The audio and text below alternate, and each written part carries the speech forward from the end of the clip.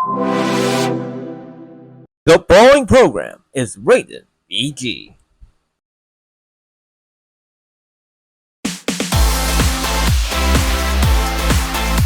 Hey CTV fam, welcome to the Season 5 premiere of CTV Exclusive, your front row seat to the stars. My name is Dom Nodando. Today, we have a big interview lined up for you this afternoon. So big, we decided, you know what, let's air it on a Sunday. Why not, diba?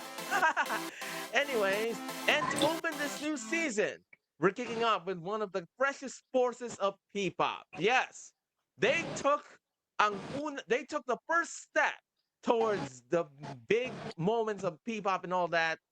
Let's hope they're gonna make it big. So please welcome to CTV Exclusives for the first time on our channel as an interview, Ryan! Hello po! Hi, welcome to CTV Exclusives. Thank you for having us.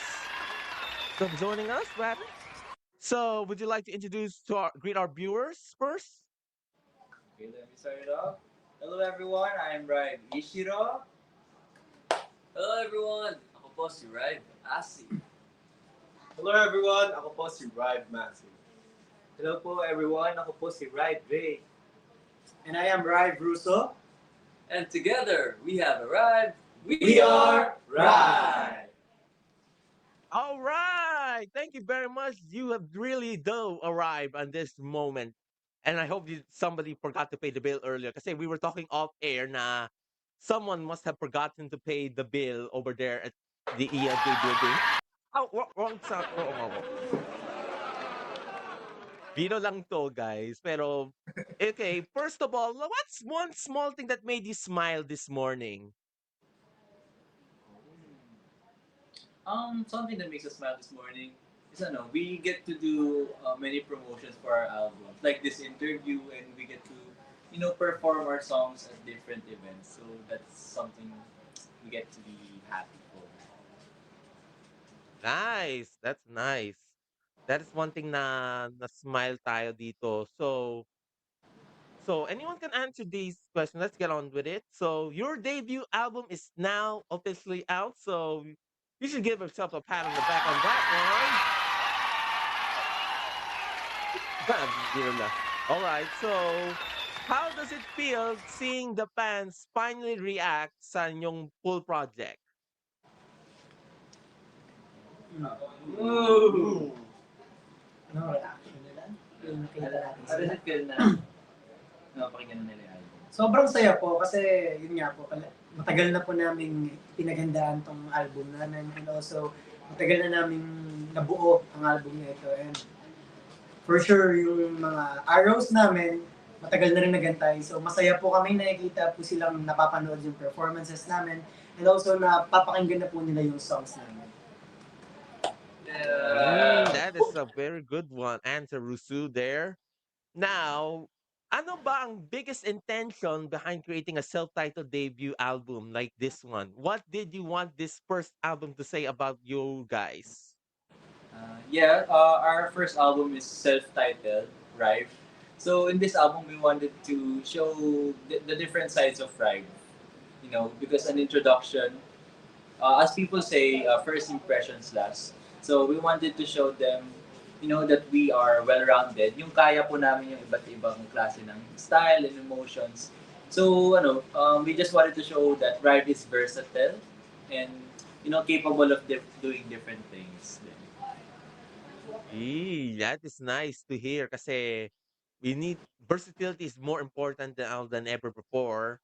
At alam nyo naman na magandang ang reception ng fans ng album nyo. I must commend you guys on that one. Yeah.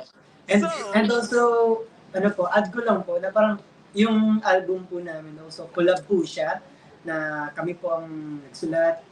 Also, Dre, part po siya ng pagko-choreo and also with Coach Mavi.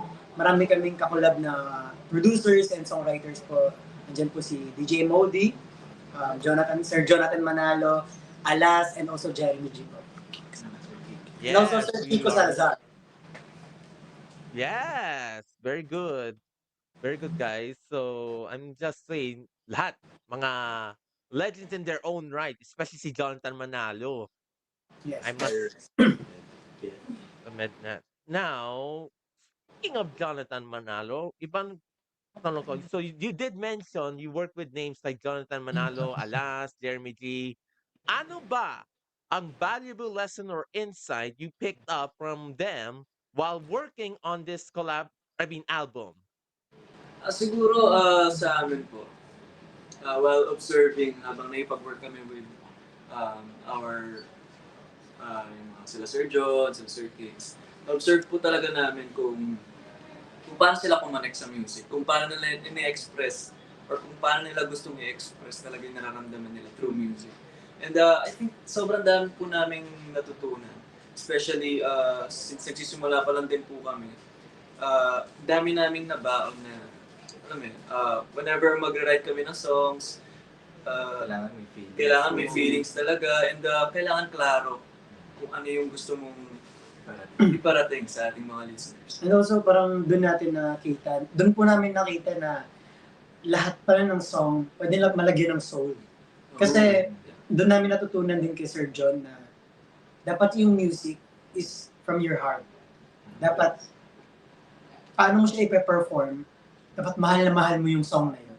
So, doon namin po natutunan na yung music pala na dapat ginagawa namin is hindi lang basta music na pinapakinggan lang, kundi may laman siya.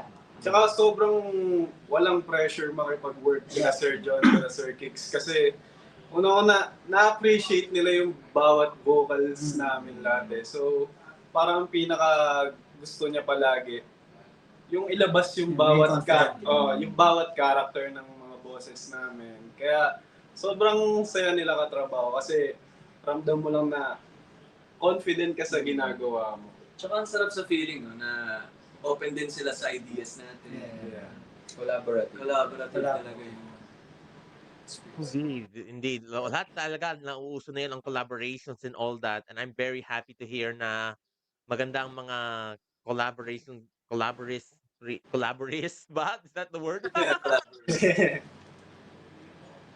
Pero anyways, if you had to summarize the entire journey of making this album in one sentence, kahit isang sentence lang, ano ba yun? One sentences. One sentence. One sentence. One sentence.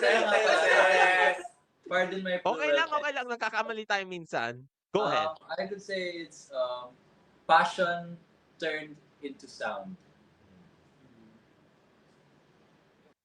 Yung, if you know your dream, you know where to work.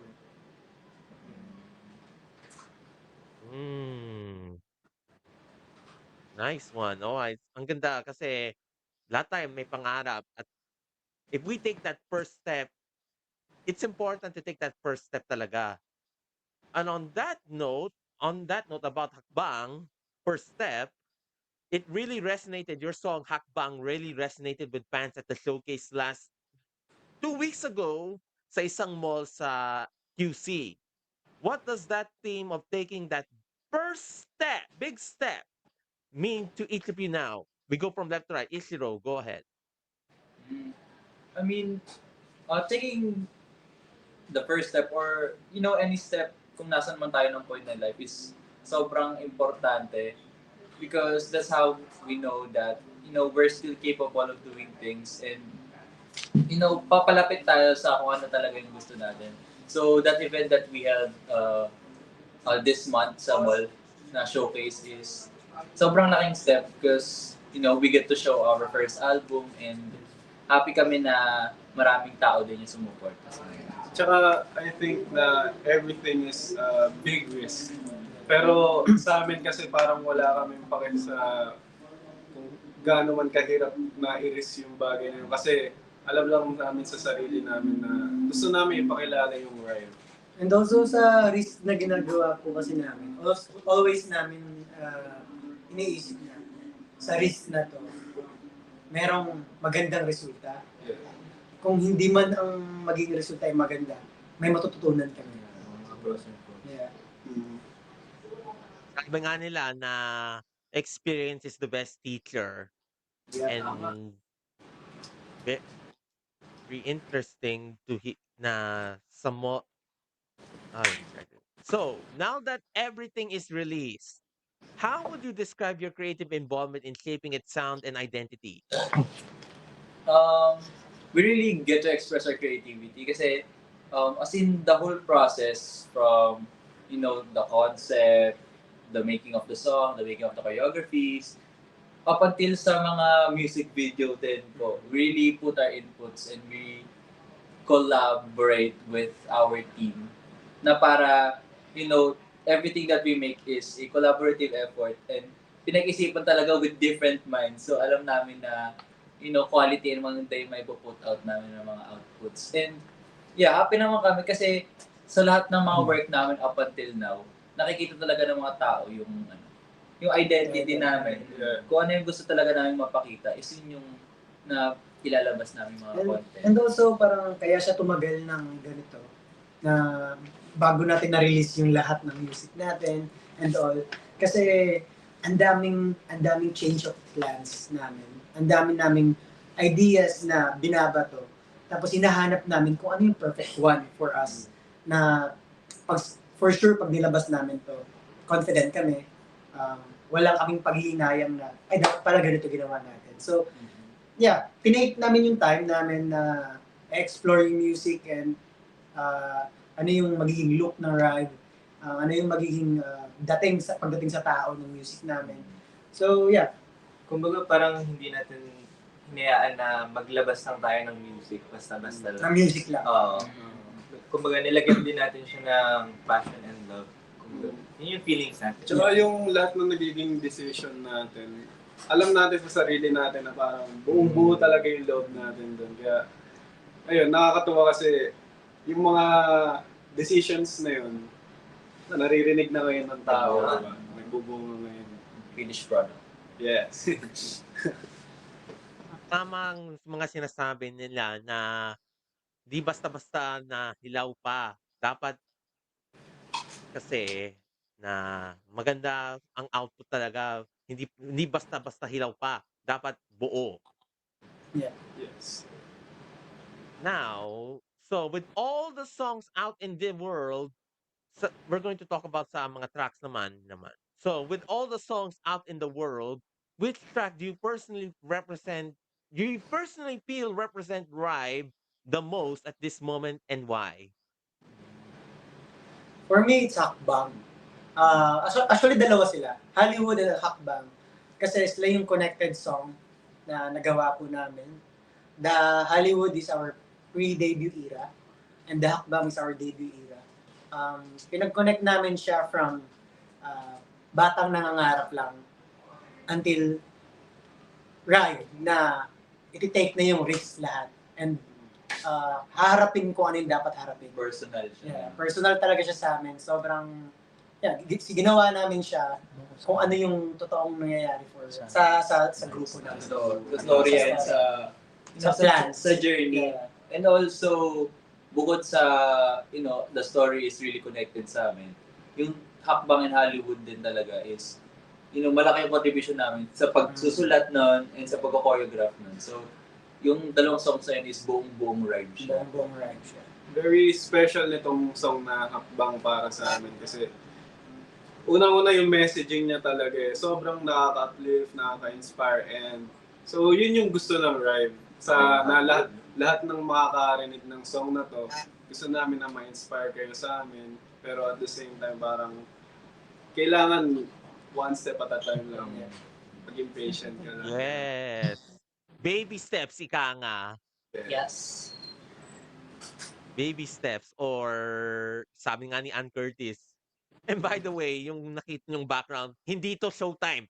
Showtime nga, yes, pero hindi tayo nasa Showtime. Pero nasa Showtime online news set sila, just so you know.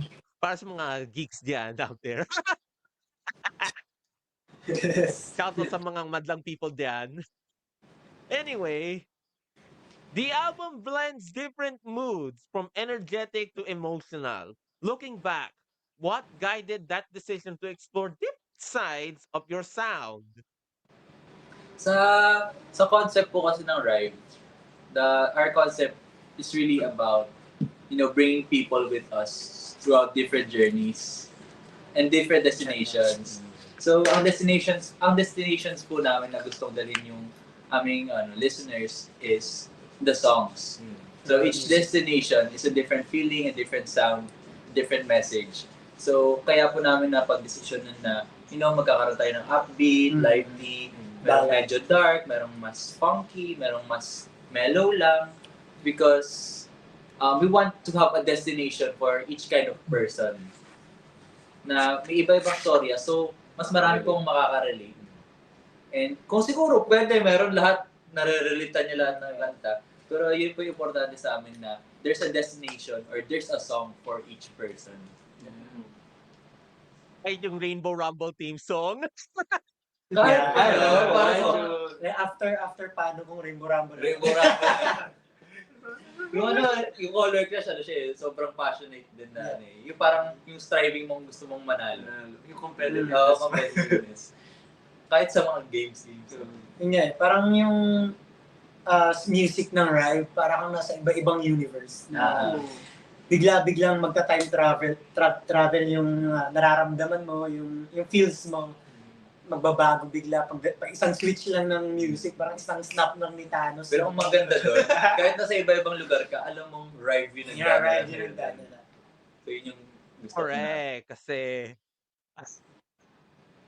nakakatuwa nga yung cover na to. I love this. So, now that the songs are finalized, anong bang track na nag-change the most mula sa demo hanggang sa final version? Hollywood sobrang nagbago siya. Kasi yung first demo ni Hollywood, kung nagawa ko siya, very theatrical, na slow, theatrical, na mas emotion yun eh. Mas slow siya na mas ramdam mo yung sound. Tapos, pag pinakinggan mo siya, di mo siya may imagine na for group siya. May imagine mo siya as nagkukwento na batang mahirap, parang gano'n. So, yung naging transition niya, naging mas danceable, mas naging very classy yung dating ng music. And also, mas nararamdaman mo pa lalo yung story ng lyrics na. Mas tunog Hollywood siya. Saka na-witness din ng mga listeners and viewers yung journey ni Hollywood. Kasi nakapag-perform kami ng maraming version na rin ng Hollywood eh. Sa choreo, From from pre-debut. Pati yung choreo, Dami yung pinagdaanan, no? Pero happy kami na ngayon sa album namin is nalabas na rin siya sa streaming platforms para ma-stream ng mga tao officially. Yes. Excited to hear that, Hollywood. And speaking of Hollywood, will you ever dream of going to Hollywood someday? Of course. Siyempre. Of course. Pero for siyempre, now, ayun nga po, since nangangarap na din po kami, sasagarin na po namin. Pero for now, ang mission po talaga namin is of course, dito po muna sa Pilipinas. baby steps. Yeah, Yeah. baby Support steps. locals. Yeah. So, dito po muna Tama. kami sa Pilipinas, mag-spread ng aming music before going international. Ako kasi mas naniniwala po kami na pag mas nakakonect kami sa kapwa namin Pilipino, mas kakayanin namin na dalhin yung music natin sa ibang bansa.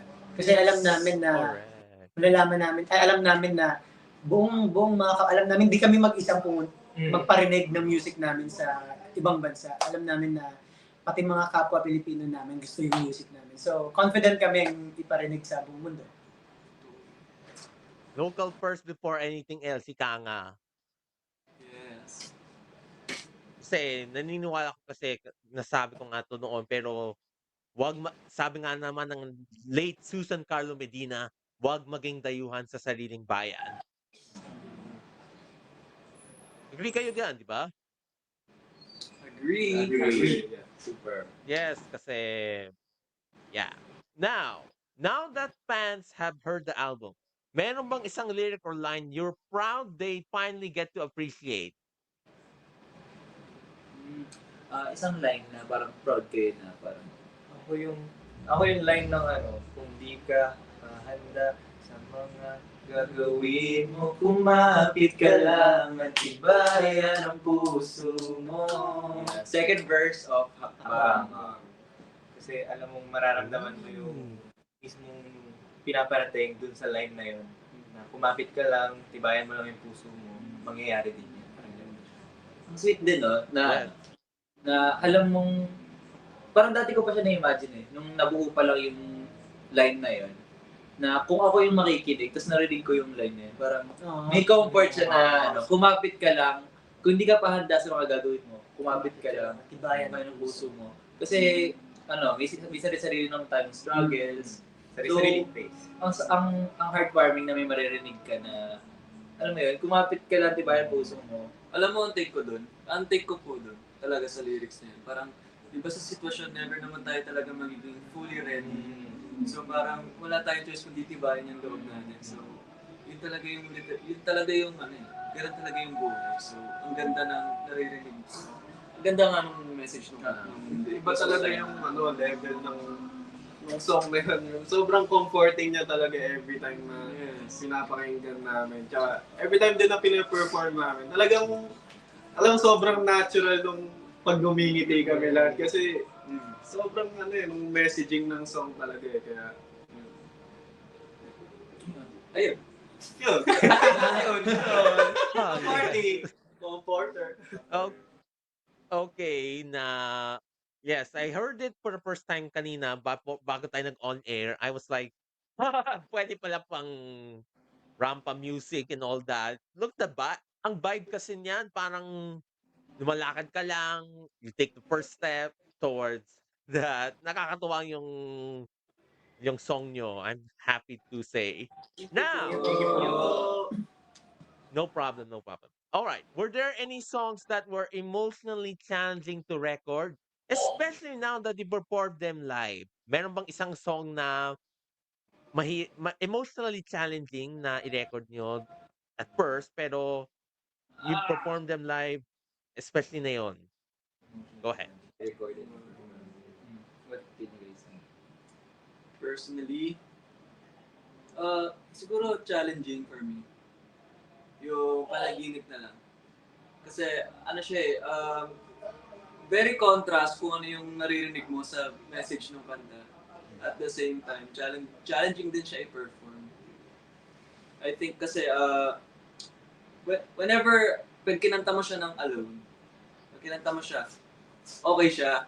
Pag sinayaw mo siya, okay din siya. Pero pag pinagsabay mo siyang gawin lahat, emotion, challenging siya kasi ayun nga, since masaya yung naririnig mo, pero kailangan mong ipakita na masakit yung kanta.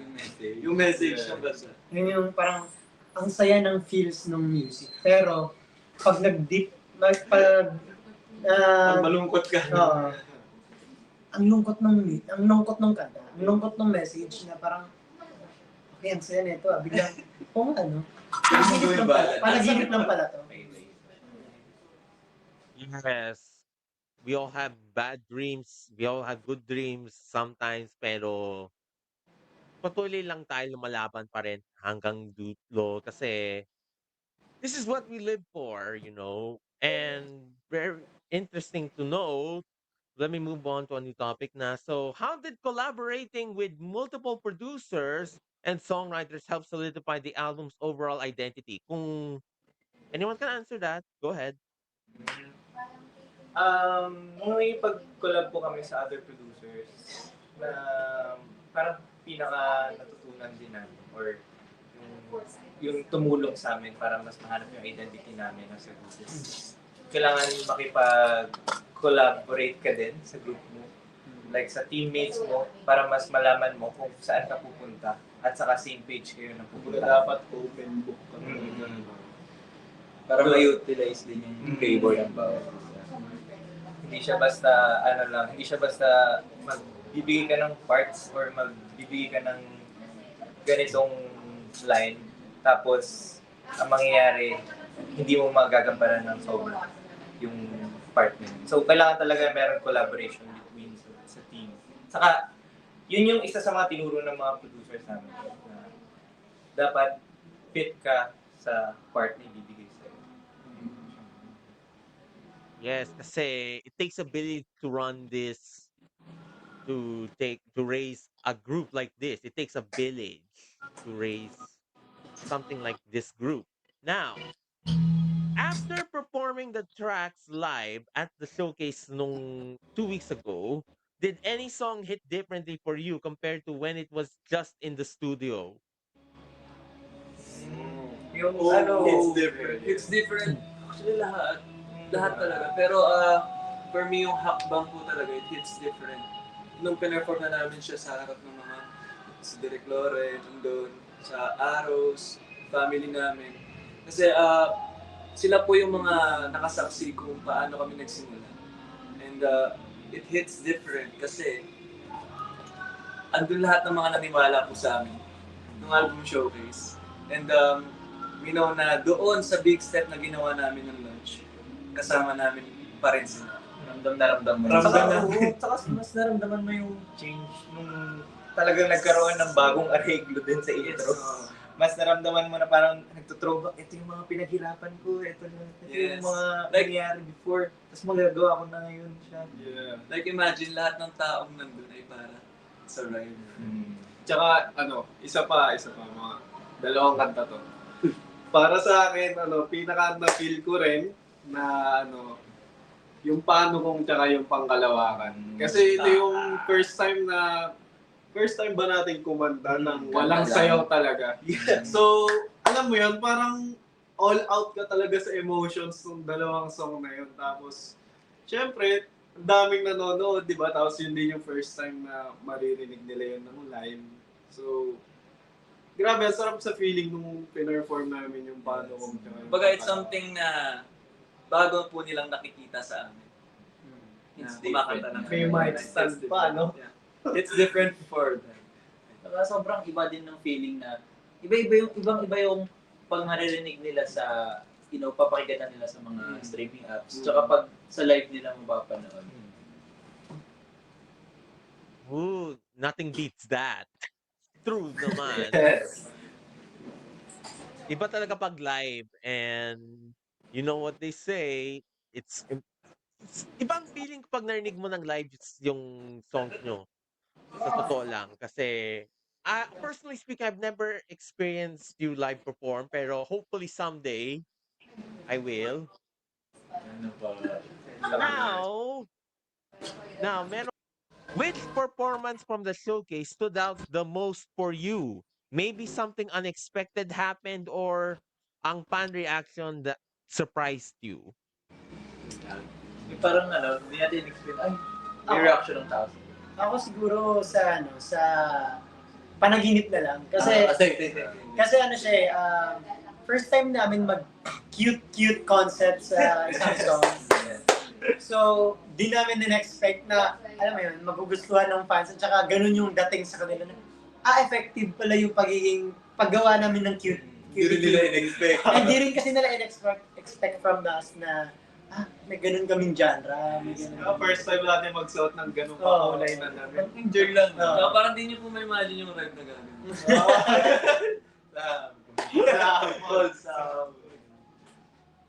Ang cute talaga. Let me listen to it later on after this.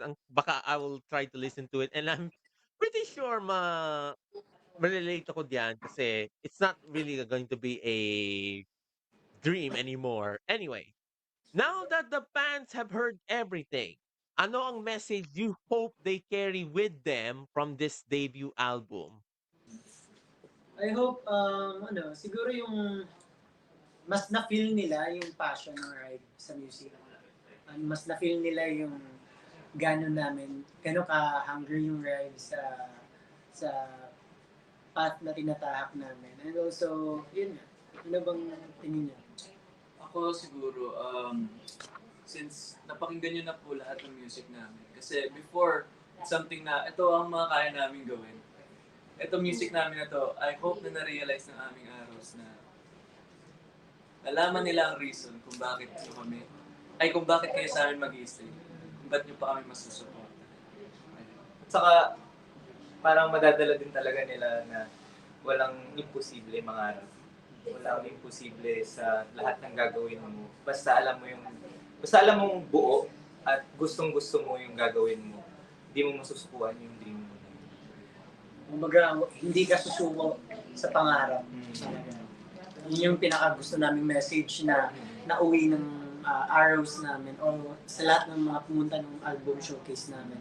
Na pag-uwi nila na parang, oo nga, no, hindi nga pala dapat agad-agad sumusuko.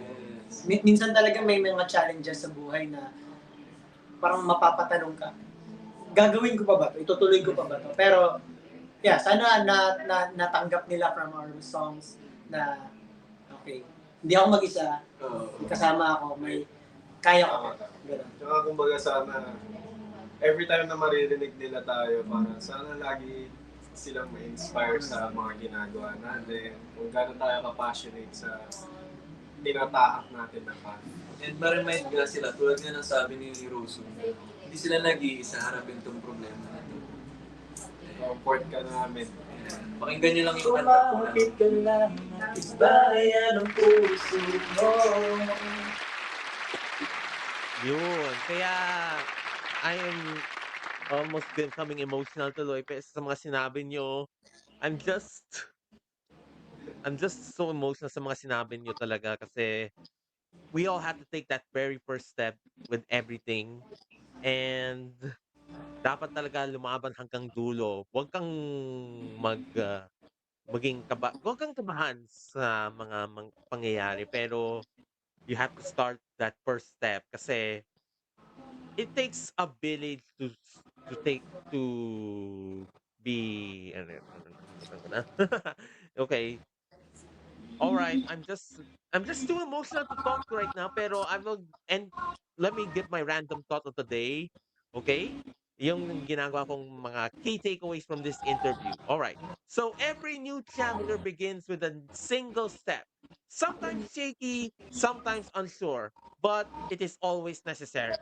What matters isn't how perfect that first step looks, but the courage it takes to move forward. Keep choosing growth, keep showing up, and trust that every effort you make today is shaping the stronger, braver version of you tomorrow. And that's my random thought of the day. Oh, thank you, Thank you. Thank you for po. that. Thank you po. All right. So, if there anything you want to promote, go ahead. The floor is yours. And our first album na self-titled Rive is out now on all digital streaming platforms. And pupatuloy niyo pong suportahan and pakinggan po ang mga kantang gawa ng Rive. And also, ang official music video ng Hakbang will be out this January 30 sa ABS-CBN Star Music YouTube channel. And saan pa ba tayo nila pwedeng Yan. And pwede niyo po kaming abangan sa aming mga social media accounts at RivePH, WRIVEPH. At abangan din namin yung mga entries niyo sa aming Hakbang Dance Challenge. Yes, let's go. And also, meron po kaming shows. Kailan ba mga shows natin? No? Meron po tayong mall shows sa Kapamilya shows, and also meron po kaming Zambales, meron po din po kaming KCC de Zamboanga. So yung Zambales po namin, February 21, ang KCC Mall de Zamboanga po is February 20.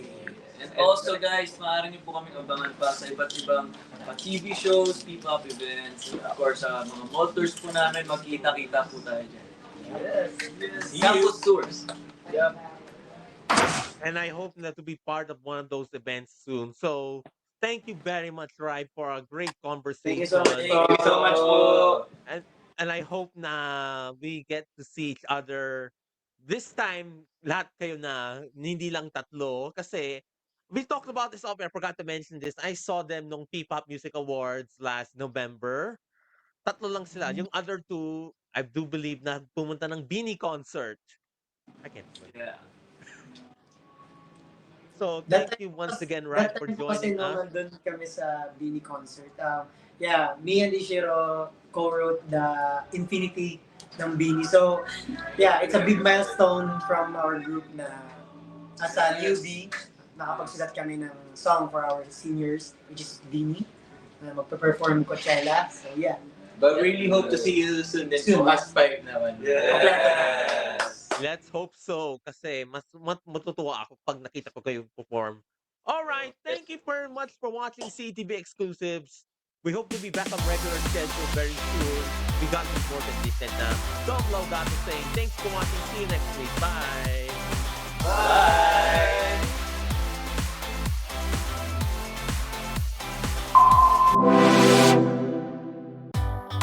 There's more to see. Click the video on the right or click the subscribe button for more of your favorite CTV content. Don't forget to follow us on our socials at CTV Philippines.